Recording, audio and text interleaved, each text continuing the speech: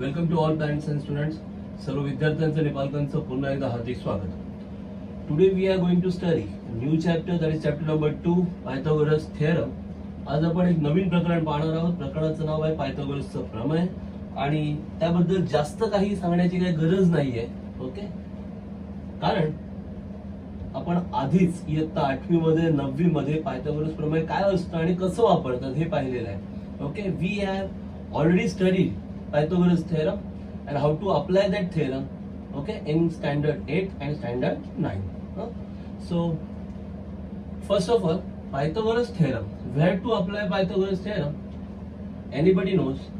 Everybody knows Pythagoras theorem is applied only in right angle triangle. Are you getting it?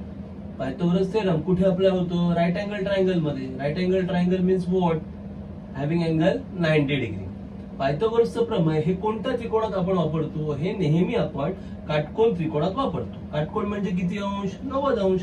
मग ज्या त्रिकोणात 90 अंश असतो तो काटकोन त्रिकोण असतो आणि काटकोन त्रिकोणात आपण पायथागोरसचं प्रमेय वापरतो. मग काटकोणाच्या समोरची जी बाजू असते ती सगळ्यात मोठी बाजू असते आणि त्या बाजूला आपण काय म्हणतो? कर्ण. बरोबर, काय म्हणतो? कर्ण. बरोबर. मग प्रमेय काय सांगतो? ह्या कर्णाचा वर्ग. कर्ण कोण आहे? एसी. एसीचा वर्ग बरोबर उरलेल्या दोन बाजूंच्या वर्गांची बेरीज. मग उरलेल्या बाजू कोणत्या आहेत? एबी आणि बीसी. एबीचा वर्ग, बीसीचा वर्ग आणि त्यांची बेरीज, याला म्हणतात पायथागोरसचा प्रमेय. What is the Pythagoras theorem? Right angle is at B, so side opposite to right angle. Right अँगलच्या अपोजिट, त्याच्या अपोजिट जी साइड आहे, this is the greatest side. या साइडला काय म्हणतो आपण? Hypotenuse. So AC is the hypotenuse. So what is the theorem? Square of hypotenuse. Hypotenuse is a square. So AC is a square. AC square is equal to sum. Sum म्हणजे काय? Addition. Sum of what? Square of remaining two sides. Remaining two sides कोणते आहेत? AB and BC. त्यांची सम घ्यायची आहे का? नाही, त्यांच्या स्क्वेअरची सम घ्यायची आहे. म्हणजे AB चा स्क्वेअर प्लस BC चा square. So AC square is equal to AB square plus BC square. This is all about Pythagoras theorem. याचं जे पूर्ण प्रूफ आहे ते टेक्स्ट बुक मध्ये आपल्याला लिहिलेलं आहे, दिलेलं आहे. पूर्ण पक्ष साध्य सिद्धता आपल्या पाठ्यपुस्तकामध्ये आहे. आपण ते लिहून घ्यायचं आहे. रेअरली विचारतात. थेरम सहसा विचारत नाहीयेत. पायथागोरस थेरम असा कदाचित विचारला तर विचारला जातो, पण तरी आपण तो टेक्स्ट बुक मध्ये लिहून घ्यायचा आहे आणि त्याची प्रॅक्टिस करायची आहे. Okay, next, what is the converse of Pythagoras theorem? आता या पायथागोरस प्रमेयाचा व्यत्यास काय? What is the converse? Here you can apply Pythagoras theorem when right angle triangle is given. काय म्हणतो ऐका, पायथागोरस थेरम कधी अप्लाय होतं? जर तुम्हाला माहित असेल की given triangle is right angle triangle. If given triangle is right angle triangle, then you can apply Pythagoras theorem. Okay, straight away you can write this condition. But if we have to check whether the triangle is right angle triangle or not, then we have to apply converse of Pythagoras theorem.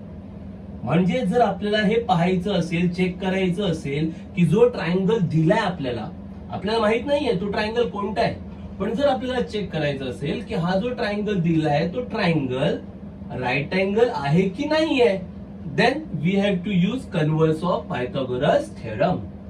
Pythagoras प्रमेय कधी वापरायचा असतो? बरोबर, जेव्हा त्रिकोण काटकोन त्रिकोण दिला असेल. कळलं का? म्हणजे असं दिलं असेल की हा त्रिकोण एबीसी हा काटकोन त्रिकोण आहे, असं जर गणितात दिलं असेल तर तुम्ही पायथागोरसचं प्रमेय वापरू शकता. बरोबर. मग प्रमेयाचा व्यत्यास कधी वापरायचा? हा व्यत्यास कधी वापरायचा? जर तुम्हाला शोधायचं असेल, तुम्हाला चेक करायचं असेल की आपल्याला जो त्रिकोण दिलाय हा त्रिकोण काटकोन त्रिकोण आहे का. म्हणजे तुम्हाला माहित नाहीये तो त्रिकोण कोणता आहे, तुम्हाला शोधायचंय, चेक करायचंय की हा त्रिकोण जो त्रिकोण दिलाय तो काटकोन त्रिकोण आहे का. हे जर पाहायचं असेल तर तुम्हाला व्यत्यास वापरावा लागेल. म्हणजे व्यत्यास वापरून तुम्हाला त्रिकोण काटकोन त्रिकोण आहे की नाही ते कळतं. आणि प्रमेय कधी वापरतात? तो त्रिकोण काटकोन त्रिकोण आहे असं दिलं असेल तरच प्रमेय वापरायचं. म्हणणं माझं कळतंय? प्रमेय कधी? जर तो त्रिकोण काटकोन त्रिकोण असेल तर प्रमेय वापरा, आणि व्यत्यास कधी, जर तो त्रिकोण काटकोन त्रिकोण आहे का हे विचारलं असेल किंवा हे शोधायचं असेल तर व्यत्यास वापरा. When to use theorem? If triangle is right angle triangle. If triangle is right angle triangle, then you can use Pythagoras theorem. And when you have to use converse, when you should use converse. Converse कधी use करायचं? If we have to check whether the triangle is right angle or not. जर आपल्याला triangle right angle आहे की नाही हे check करायचं असेल, यू कॅन अप्लाय कन्व्हर्स. ठीक आहे. आता कन्व्हर्स मध्ये काय असतं बघा, म्हणजे कसं चेक करायचं तो ट्रायंगल राईट अँगल आहे की नाही, याच्यावर बोर्ड एक्झाम मध्ये क्वेश्चन्स आहेत. कळलं का? बोर्ड एक्झाम मध्ये याच्यावर प्रश्न विचारतात की त्रिकोण काटकोण आहे की नाही, काटकोण त्रिकोण. काय करायचं, दे विल गिव्ह यू 3 साइड्स. तुम्हाला त्रिकोणाच्या 3 बाजू ते देणार. त्या 3 बाजूंपैकी जी मोठी बाजू असेल तिचा वर्ग करायचा, मोठ्या बाजूचा वर्ग करायचा. इक्वेशन नंबर 1, समीकरण क्रमांक 1. आणि मग ज्या 2 बाजू उरलेल्या असतील त्या बाजूंच्या वर्गांची बेरीज करायची. मोठ्या बाजूचा वर्ग करा, बाजूला ठेवा.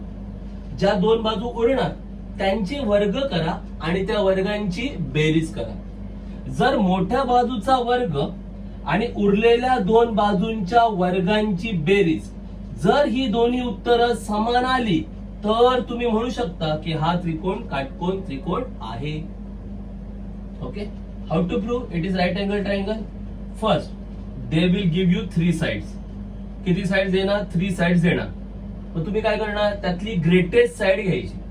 त्या ग्रेटेस्ट साइडचा काय करायचा, square. Make square of greatest side, capital side, बाजूला ठेवा. Equation number 1. Then remaining 2 sides, त्या रिमेनिंग 2 साइड्सचं काय करायचं, त्यांचे पण स्क्वेअर करायचे आणि ऍड करायचं. Sum of square of remaining 2 sides. कळलं? जर ग्रेटेस्ट साइडचा स्क्वेअर आणि रिमेनिंग 2 साइड्सच्या स्क्वेअर्सची सम जर ही दोन्ही आन्सर सेम आले, then you can say that given triangle is right angle triangle by the converse of Pythagoras theorem. कळतंय? जेव्हा आपण प्रॉब्लेम सॉल्व्ह करू, गणित घेऊ, तेव्हा हे एकदम क्लिअर होणार आहे. पण थोडक्यात लक्षात घ्या की काय आणि कसं करायचं. Is that clear? आता similarity and right angle triangle, what is the relation, how we can use similarity in right angle triangle. समरूपता आणि काटकोन त्रिकोण. काटकोन त्रिकोणामध्ये समरूपता कशी दाखवली जाते, फार महत्वाचं आहे हे. याचा वापर गणित सोडवताना केला जातो किंवा गणितांमध्ये, म्हणजे छोटी छोटी गणितं याच्यावर विचारली जातात, साधी सोपी 2 मार्कांची, किंवा मोठ्या मोठ्या गणितांमध्ये काही स्टेप याचा वापर करून सोडवल्या जातात. Okay. So based on this you can solve small problems of 2 marks, 1 mark, or in bigger problem some of the steps involve this property. Okay. काय प्रॉपर्टी आहे, कसं आहे, फार सोपं आहे. as you can see, triangle PQR is a right angle triangle at Q. तुम्हाला दिसतंय PQR हा काटकोन त्रिकोण आहे आणि काटकोन कुठे झालाय, Q जवळ. if Q is right angle, then what about hypotenuse? hypotenuse कोण आहे? जर Q काटकोण आहे तर कर्ण कोण आहे, हायपोटेनस कोण आहे? प्रिटी ऑब्वियस, सरळ सरळ दिसतंय. काटकोणाच्या समोरची बाजू म्हणजे PR. PR हा आहे कर्ण, PR इज द हायपोटेनस. एवढं कळलं? मग थेरम काय आहे, प्रॉपर्टी काय आहे, इफ यू ड्रॉ परपेंडिक्युलर, हा QS दिसतोय, QS is perpendicular, this is perpendicular sign, right angle. QS is perpendicular on hypotenuse. So if you draw perpendicular on hypotenuse, the 2 triangles form. आता हा perpendicular draw केल्यामुळे 2 triangles form झाले. छोटे छोटे 2 triangles दिसत आहेत. हा वरचा ट्रायंगल PSQ आणि हा triangle QSR. These 2 triangles are similar with each other. हे 2 triangles एकमेकांशी काय असणार, सिमिलर असणार. At the same time they are similar with the original triangle. काय म्हणतो ते कळते का? कधी होतं हे? In right angle triangle, if you draw perpendicular on hypotenuse. जर तुम्ही हायपोटेनस वर परपेंडिक्युलर ड्रॉ केला तर काय होतं, टू ट्रायंगल फॉर्म होतात. These two triangles similar with each other, एकमेकांशी काय असतात, सिमिलर असतात. As well as they are similar with the bigger triangle or the original triangle. तसेच ते बिगर ट्रायंगल PQR त्याच्याशी पण सिमिलर असतात. काय प्रमेय आहे इथे, काटकोन त्रिकोणात Q काटकोन आहे म्हणजे PR झाला कर्ण. या कर्णावर काय टाकलाय, हा QS लंब टाकलाय, कारण इथे काटकोणाचं चिन्ह आहे म्हणजे QS काय आहे, लंब. मग प्रमेय काय सांगतं, जर तुम्ही कर्णावर लंब टाकलात तर जे दोन त्रिकोण होत आहेत हे दोन त्रिकोण परस्परांशी समरूप असणारच. तसेच ते मूळ त्रिकोणाशी, मूळ त्रिकोण म्हणजे कोणता, हा मोठा PQR, या PQR शी पण ते समरूप असतात. आता बघा, आता तुम्ही म्हणाल मग काय, फार सोपं आहे. याचं नाव लिहूया आपण PSQ, याचं नाव लिहूया आपण QSR आणि या मोठ्या त्रिकोणाचं लिहूया PQR. असं नाहीये, नावं कशी लिहून चालणार नाहीत. आता इथे तुम्हाला दिसतायत नावं म्हणून तुम्ही सांगाल, बरोबर, पण you cannot write names as you wish. There should be 1-to-1 correspondence. तिथे एकास एक संगती असावी लागते. मग आता कसं काय शोधायचं एकास एक संगती, how to verify 1-to-1 correspondence, फार सोपं आहे बघा. कारण काय, पूर्ण स्टेप्स दाखवायची गरज नाही. जर तुम्हाला दोन त्रिकोण समरूप दाखवायचे असतील तर आपण पहिलं प्रकरण शिकलोय. जर दोन त्रिकोण तुम्हाला समरूप दाखवायचे असतील तर सगळ्यात सोपी कसोटी कोणती आहे, विचार करा. If you have to show two triangle similar, which is the easiest test? Yes, that is AA. Which is the test? AA, angle test of similarity. कोको, होय ना, कोको समरूपता कसोटी. म्हणजे कोको समरूपता कसोटी जर तुम्ही वापरलात तर तुम्ही दोन त्रिकोण पटकन समरूप दाखवू शकता. आता कोको म्हणजे काय, कोको कोकोनट. मग कोको म्हणजे काय, कोन कोन म्हणजेच काय, दोन्ही त्रिकोणांचे दोन दोन कोन एकरूप आले पाहिजेत. Angle, you have to show two angles from both the triangles congruent. बघूया, ठीक आहे. मग आयडिया काय करायची, मोठा जो त्रिकोण आहे त्याचं नाव आपण डिसाइड करायचं. Okay, just decide name of bigger triangle first. मग आता मोठ्याचं मी नाव ठरवलं PQR. I decided name of bigger triangle as PQR. You can take RPQ, you can take RQP, any name. मोठ्या त्रिकोणाचं नाव तुम्ही ठरवा, काही नाव ठरवलं तरी चालेल. मी काय ठरवलं, त्रिकोण PQR. तुम्ही त्रिकोण RPQ म्हटलं तरी चालेल, तुम्ही त्रिकोण RQP म्हटलं तरी चालेल. कळतंय, समजलं. मोठ्या त्रिकोणाचं नाव लिहिलं, त्रिकोण PQR समरूप. आता हा मोठा त्रिकोण आणि हा छोटा त्रिकोण मी समरूप दाखवतोय. I am showing bigger triangle PQR and this smaller triangle. I can't say PSQ. मी याला PSQ असं सध्या नाव देणार नाही. मी आधी काय करणार, एकास एक संगती शोधतो आणि मग मी याचं नाव लिहितो. काय म्हणतो कळतंय का, हा त्रिकोण जो आहे ना याचं नाव मी आता डायरेक्ट PSQ असं लिहिणार नाहीये किंवा PQS असंही लिहिणार नाहीये. मी काय करणार, पहिलं संगती शोधणार. I will check 1-to-1 correspondence. कसं ते बघा. अँगल टेस्ट दाखवायचे. या PQR मध्ये हा Q 90 अंशाचा आहे. In triangle PQR Q is 90 degree. मग मला सांगा ह्या त्रिकोणामध्ये 90 अंश कुठे आलाय, in this triangle where is 90 degree. Yes, PSQ, S is 90. कळतंय की नाही कळत आहे. मोठ्या त्रिकोणामध्ये हा पूर्ण Q जो आहे तो Q 90 अंशाचा आहे. In the bigger triangle Q is 90 degree and in this triangle S is 90 degree. So Q and S are same. कळतंय, Q आणि S काय आहे, सेम आहे. समजलं. म्हणजे जर इथे दुसरं अक्षर Q आहे तर ह्या त्रिकोणात पण दुसरं अक्षर काय आलं पाहिजे, S. कारण Q आणि S सेम आहे म्हणताय ना तुम्ही. मग इथे Q किती आहे, दुसरं अक्षर आहे, मग तिकडे S किती आलं पाहिजे, दुसरं अक्षर. Q and S are same. So here Q is second letter. So for this triangle also S should be the second letter. एवढं कळलं? Okay. Now there is one angle which is common in both the triangles. आता तिथे एक असा कोन आहे जो दोन्ही त्रिकोणांमध्ये common आहे. मी कोन म्हणतोय, अक्षर म्हणत नाहीये. बरीच मुलं गफलत करतात, कन्फ्यूज होतात, त्यांना कोन आणि अक्षर कळतच नाही. ते म्हणतात क्यू. क्यू अक्षर कॉमन आहे, कोन नाही. का? कारण ह्या त्रिकोणातला क्यू हा कोन एवढाच आहे. हा बघा, एवढाच आहे.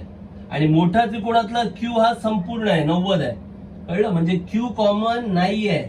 कळलं का? Q is not common because for this triangle Q is only this much and for bigger triangle Q is 90 degree. Are you getting it? So Q is not common. So which angle is common between both the triangles? दोन्ही त्रिकोणांमध्ये कुठला कोन तुम्हाला common किंवा सामायिक दिसतोय? Yes, angle P. Yes और no? बघा ना, PQR मधला P पण एवढाच आहे. In triangle PQR angle P is this much. Okay. And in triangle PSQ also P is this much. Both angles are same ना. PSQ मधला P पण एवढाच आहे आणि PQR मधला P पण एवढाच आहे. म्हणजे P हा कोण कसा आहे? सामायिक. Angle P is common angle. Are you getting it? So here first letter is P. So for PSQ also first letter should be P. कळतंय का? म्हणजे PQR मध्ये पहिला कोण, पहिलं अक्षर P दिलंय, तर P आणि P सेम आहे म्हणताय ना. मग इथे जर पहिलं अक्षर P आहे तर इथे पण पहिलं अक्षर P असायला पाहिजे. मग झालं P झालं, S झालं, मग शेवटी काय येणार? Q. म्हणून नाव आलं त्रिकोण PSQ. कसं नाव घेतलं कळलं का तुम्हाला? काय केलं? पहिलं मोठ्या त्रिकोणाचं नाव मी ठरवलं. काय ठरवलं? PQR ठरवलं. ते कसं आहे त्याच्यात काही विचार करायची गरज नाही. PQR नाव ठरवलं. मग मी ह्या त्रिकोणाची कंपॅरिझन केली, तुलना केली. Okay. Compare with triangle PSQ. काय केलं? First 90 degree. मोठ्या ट्रायंगल मध्ये 90 कोण आहे? Q. बरोबर. आणि ह्या ट्रायंगल मध्ये 90 कोण आहे? S. म्हणजे Q आणि S सेम आहे. मग इथे Q दुसरा अक्षर सेकंड लेटर, मग इकडे पण S दुसरा अक्षर second letter. Finish. Then common angle P. P is common in both the triangle. ह्या त्रिकोणातला P आणि मोठ्या त्रिकोणातला P कसा आहे? सामायिक.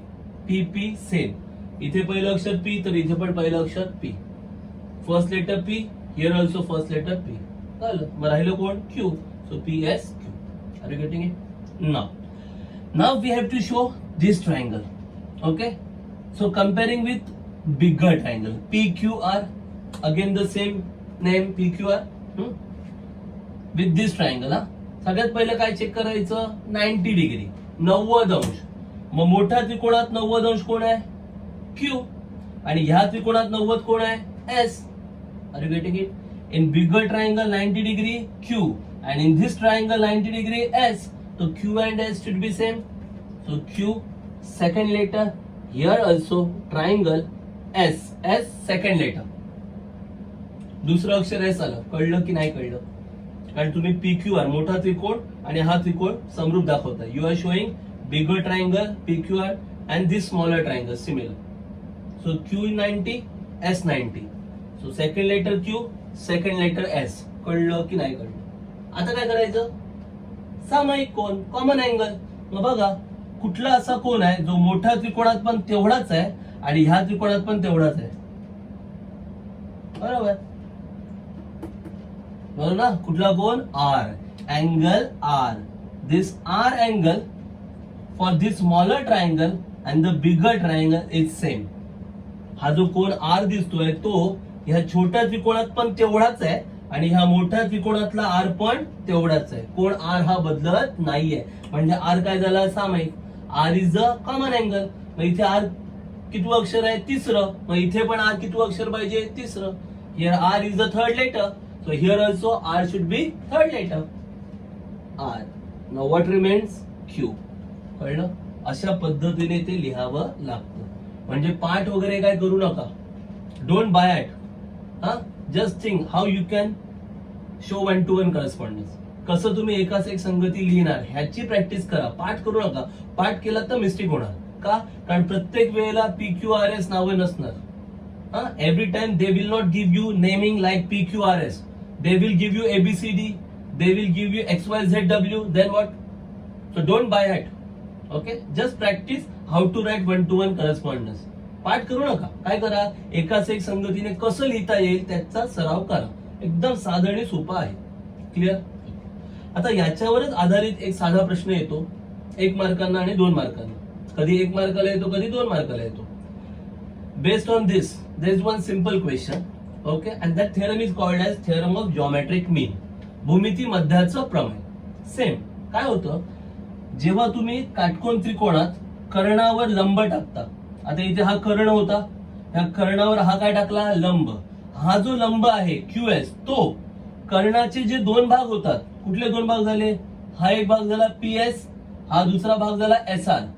PS आणि SR ह्या दोघांचा हा आहे भूमिती मध्य.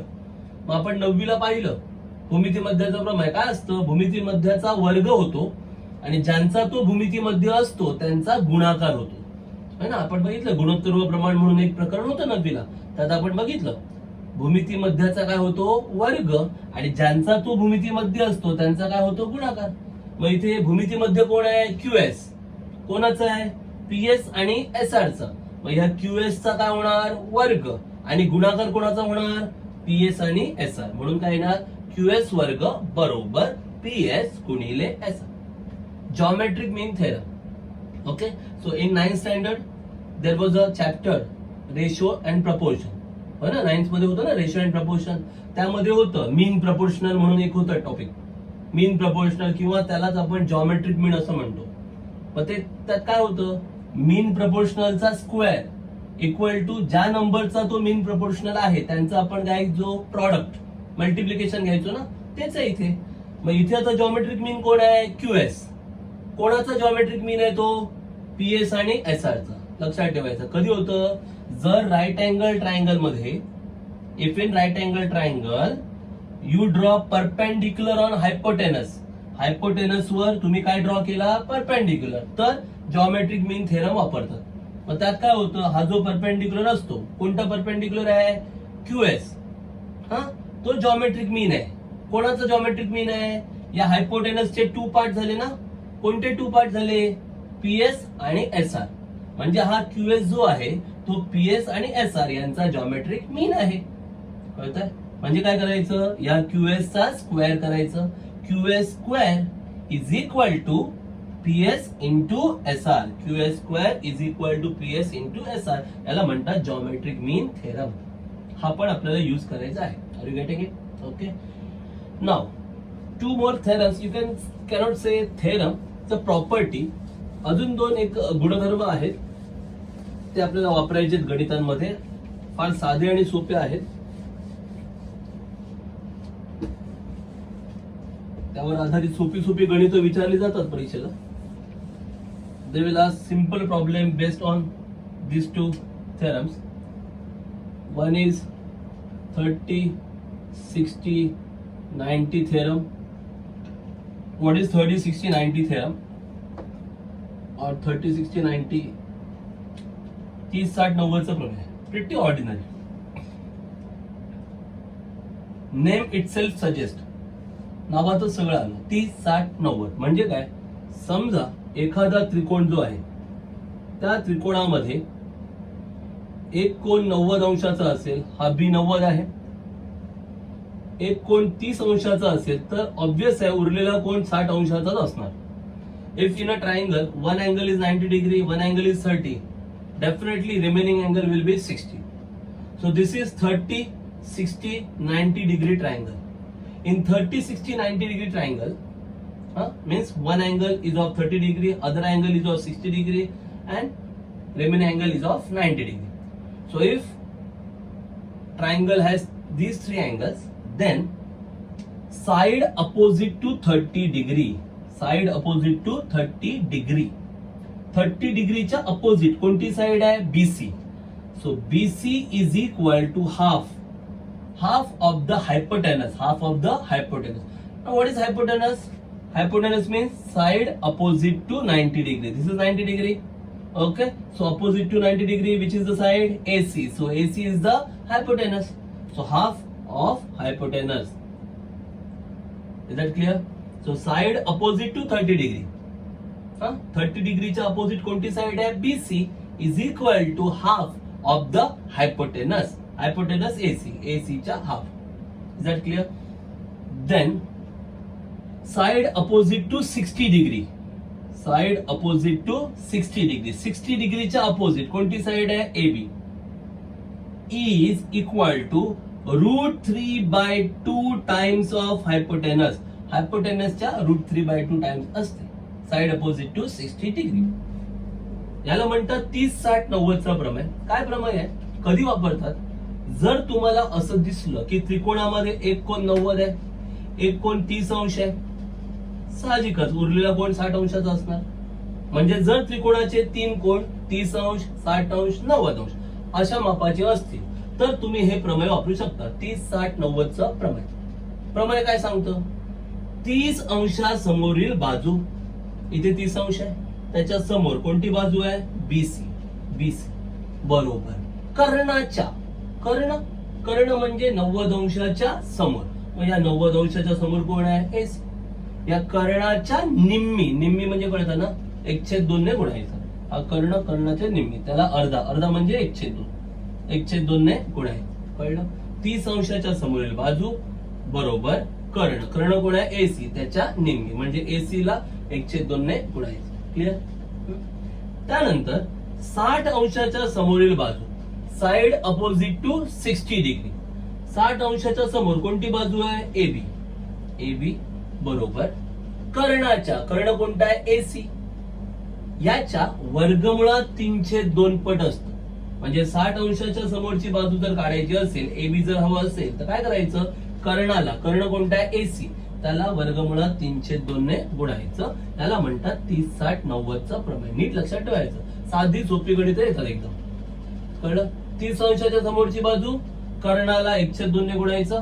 60 अंशाच्या समोरची बाजू कर्णाला वर्गमुळात 3/2 ने गुणायचे. लक्षात ठेवा, कर्णाला गुणायचंय. कळलं? If side is opposite to 30 degree, half of hypotenuse. If side is opposite to 60 degree, √3/2 times hypotenuse. म्हणजे hypotenuse ला मल्टिप्लाय करायचं.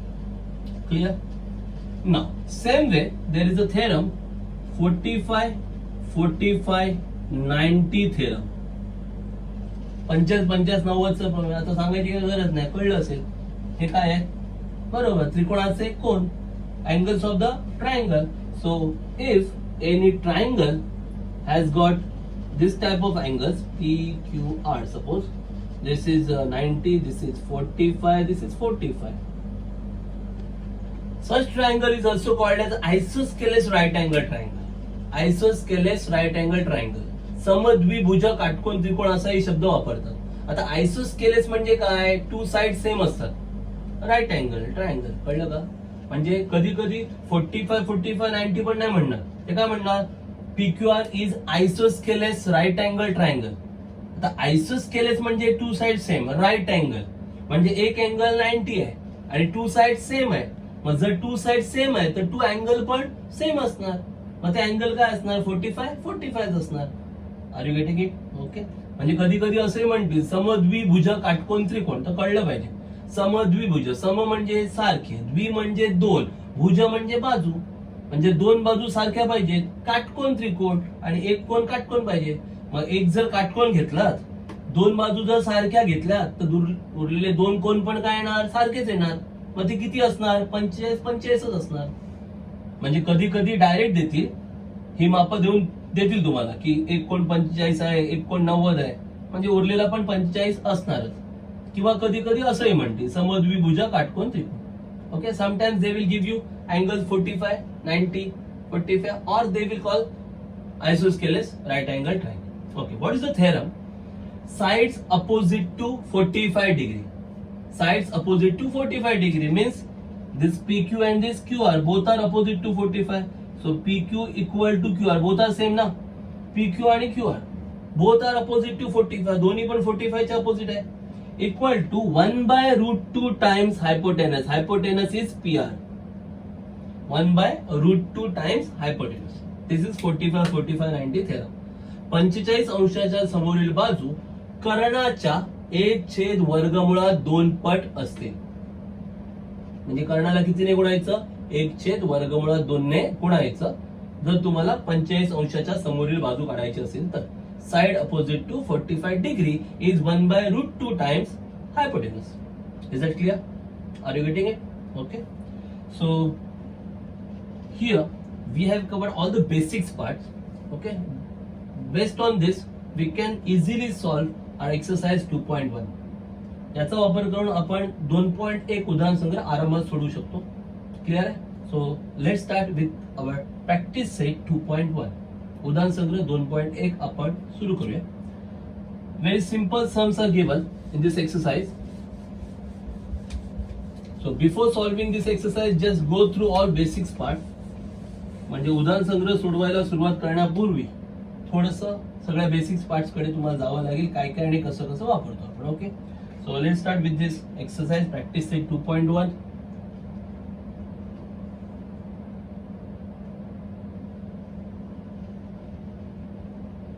उदाहरण संग्रह 2.1 प्रश्न नंबर 2.1 ला सुरुवात करूया. Question number 1 is given. Identify with the reason which of the following are Pythagorean triplets. पायथागोरसची Trikut कोणती ती ओळखायची. Pythagorean triplet. To identify Pythagorean triplet, we have to use converse of Pythagoras theorem. Pythagorean triplet means what? That triangle should be right angle triangle. Then only you can say that the given values are Pythagorean triplet. पायथागोरसचं त्रिकोण म्हणजे काय? तर त्या तिन्हीचा वापर करून आपल्याला तो त्रिकोण काटकोन त्रिकोण दाखवता आला पाहिजे. आता काटकोन त्रिकोण दाखवता येणं कशावर अवलंबून आहे? पायथागोरस प्रमेयाच्या व्यत्यासावर अवलंबून आहे. म्हणजे तेच आपल्याला वापरायचं आहे. Okay, so let start. They have given 3, 5, 1. Okay, question number 1. We have to identify Pythagorean triplet. From that, one is 3, 5, 4. Pretty easy they have given. सगळ्यात सोपं त्यांनी दिलेलं आहे.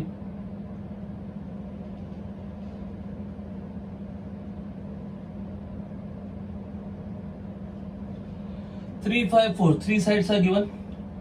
First of all, we have to check which one is the greatest. सगळ्यात पहिलं आपल्याला काय पाहावं लागेल? सगळ्यात मोठी किंमत, मोठी संख्या कोणती आहे? Which one is the greatest? So 5 is the greatest. Okay, let's assume them with the letters. त्यांना आपण नाव देऊया. Let समजा A is equal to 3, B is equal to 5, C is equal to 4. तिघांना आपण नावं दिली. A, B आणि C. Let A equal to 3, B equal to 5 and C equal to 4. तिघांना आपण ABC असं नाव आपण दिलेली आहे. आता काय करायचं? यातला जो मोठा आहे, मोठी संख्या कोणती आहे? 5. त्याचा वर्ग सेपरेट आणि उरलेल्या दोघांच्या वर्गांची बेरीज सेपरेट करायची. Highest value is 5, so make square and keep it separate. Then remaining 2 numbers make square and add them. Okay, so first of all B, highest number. So B square, 5 square, that is equal to 25. This is question number 1.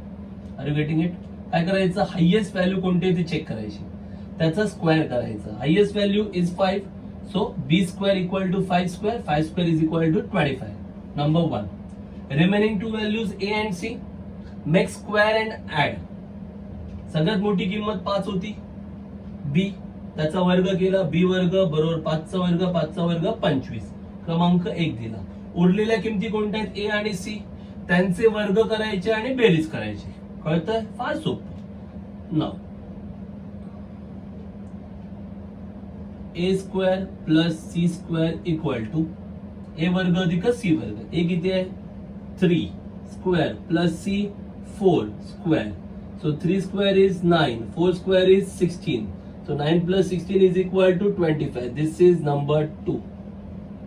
If you cannot adjust in one line, you can write step by step, one below the other. एका थोडीत नाही जमलं तर एका खाली पण लिहू शकता.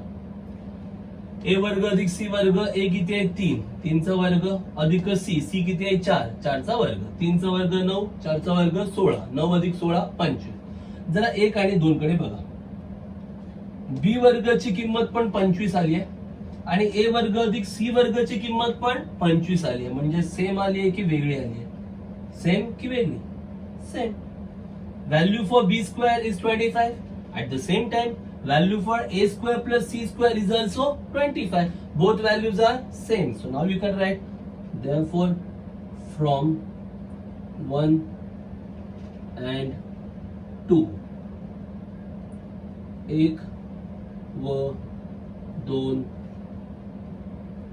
वरून, ओके, 1 व 2 वरून, from 1 and 2.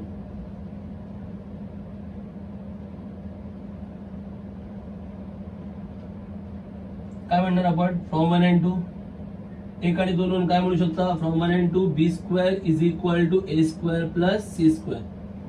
बी वर्ग बरोबर ए वर्ग अधिक सी वर्ग, बरोबर ना? सेम आहे ना?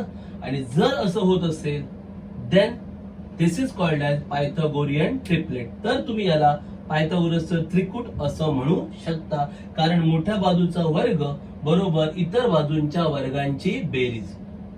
Now this is Pythagorean triplet. Why? Because square of the highest side is equal to sum of square of remaining two sides. That's why it is Pythagorean triplet. So here you can write, therefore by converse of Pythagoras theorem following a triplet given following our values are Pythagorean triplets. म्हणून Pythagoras प्रमेयाच्या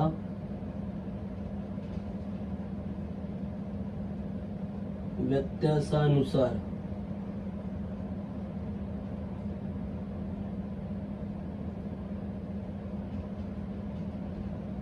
दिलेल्या संख्या पायथागोरसचे त्रिकूट आहेत. दिलेल्या संख्या पायथागोरसचे त्रिकूट आहेत. By converse of Pythagoras theorem given values are Pythagorean triplets.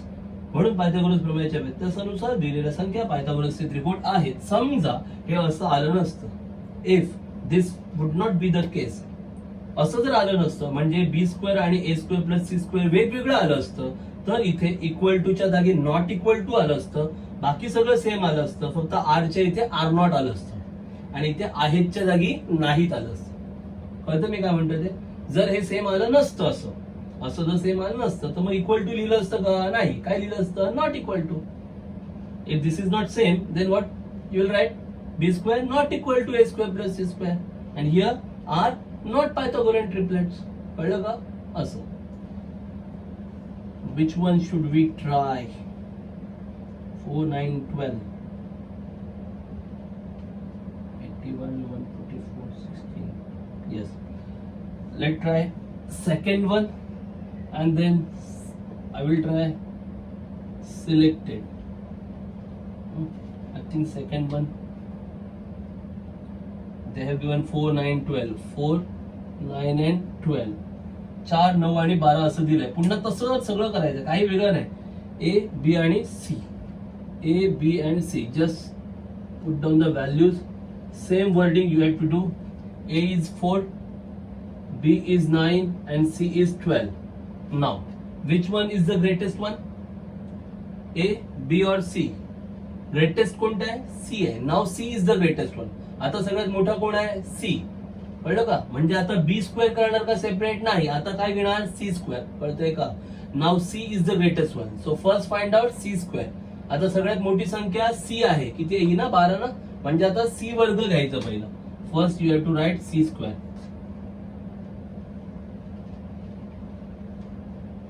So C square 12 square is 144. Equation number 1. C वर्ग 12चा वर्ग 144. Now the remaining values a and b. So a square plus b square. We have to write a square plus b square. Okay, a square plus b square. A 4 square plus b 9 square. 4 square is 16, 9 square is 81.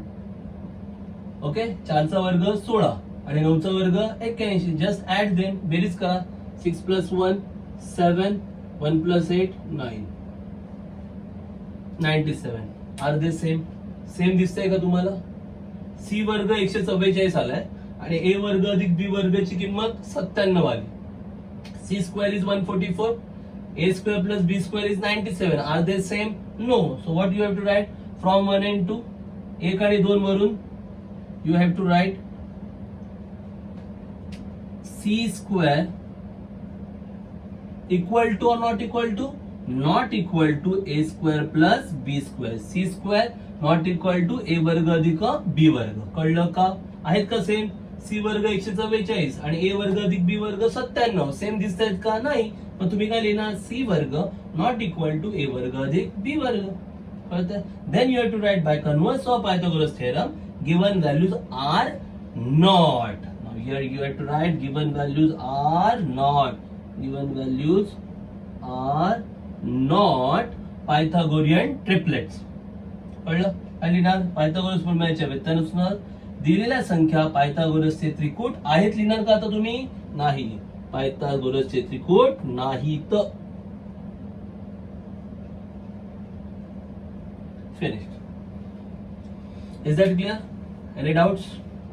Okay, so I think rest of the problems are similar type, just little bit calculation difference is there. फक्त calculation मध्ये थोडाफार फरक आहे, बाकी सगळा format same असेल. Okay, so which one should I try? Let me try question number 4 and question number 6. Okay, then question number 1, 2. Okay, 3 and 5. 3 and 5 you have to do on your own. Okay, let me try question number 4 and 6. Question 4 and 6. What are the numbers given? Question 4. The numbers are 24, 70, 74. 24, 70 and 74. Okay. So A, B, C. Pretty ordinary question. एकदम simple प्रश्न आहे, बरोबर. ए किती येणार? 24, 24. बी किती येणार? 70, 70. And C 74, 74. Which one is the greatest one? कोणती संख्या सगळ्यात मोठी आहे? 74. 74. So what should I write? C square. C square 74 square. 74 square. So just you have to find 74 square. 74चा वर्ग करावा लागेल. काय करणार त्याच्यासाठी? रफ मध्ये 74 इंटू 74 करायचं. 74 गुणिले 74. 74 into 74. Make the calculation on rough pages. You will get answer for 74. What should be that answer? 74. Okay, 4 square 16. 16 6 1. 4 7s are 28. 28 2s are 56. 56. 4 7s are 28. 28 2s are 56. 56 plus 1 57. 5 7 square 49. 49 plus 5 54. 5 4 7 6. Okay. 74 square is 5 4 7 6. Then a square plus b square. A is 24. So 24 square plus b square. Okay, this is equation 1. A square plus b square. A is 24. So 24 square plus b is 70. 70 square. A चा वर्ग. A किती आहे? 24. 24 चा वर्ग. B किती आहे? 70. 70 चा वर्ग. 24 चा वर्ग काय तो? 576. 70 चा वर्ग 4900. दोघांची बेरीज करायची. 24 square 576. 70 square 4900. Everybody knows. Then add both of them. If you add both of them, you will get same answer 5476. This is number 2. जर तुम्ही दोघांची बेरीज केलात ना तर तुम्हाला बरोबर तेच उत्तर मिळते. 5476. चेक करा. 4900 आणि 576 बेरीज केला तर हेच मिळणार 5476. If you add both of them, you will get 5, 4, 7, 6. So from 1 and 2, c square equal to a square plus b square. So here not equal to or equal to? Equal to. मग इथे काय येणार? Equal to येणार ना? c square equal to a square प्लस b square. म्हणून 1 आणि 2 वरून c वर्ग बरोबर a वर्ग अधिक b वर्ग बाय कन्वर्स काय लिहिणार इथे? r नॉट म्हणणार की r म्हणणार? r. Given values r Pythagorean triplets दिलेल्या संख्या. पायथागोरसचा त्रिकोट नाहीत म्हणणार की आहेत म्हणणार? पायथागोरसचा त्रिकोट आहे. Finished. Clear? Okay. So I think you can solve remaining 3. I have solved 3 of them. You can solve remaining 3. 6 पैकी 3 मी सोडवले, 3 तुम्ही सोडू शकता. फार सोप्या सोप्या संख्या आहेत, काही कठीण नाहीये त्यामध्ये. कळलं? इझिली तुम्ही सॉल्व करू शकता. So today we have covered in this video basic parts of this chapter, basic theorem, what are the definition of theorem, how to apply those theorem, and 2.1 question number 1. Okay, in our next video we will cover remaining examples from exercise or the practice set 2.1. पुढच्या व्हिडिओमध्ये आपण 2.1 मध्ये पुढील काही उदाहरणांचा आपण अभ्यास करू. कळलं? तर आजच्या व्हिडिओमध्ये जे काही आपण पाहिलंय ते नीट जरा बघा, कारण त्याचाच वापर आपल्याला उदाहरण संग्रहामध्ये करायचा आहे. गणित सोडवताना ते सगळं वापरायचं आहे, त्यामुळे त्याचा नीट अभ्यास करा. कळलं? ते नीट लिहून ठेवा वहीमध्ये. Is that clear? Once again thanks for watching video. Video पाहिल्याबद्दल पुन्हा एकदा सर्वांचे धन्यवाद.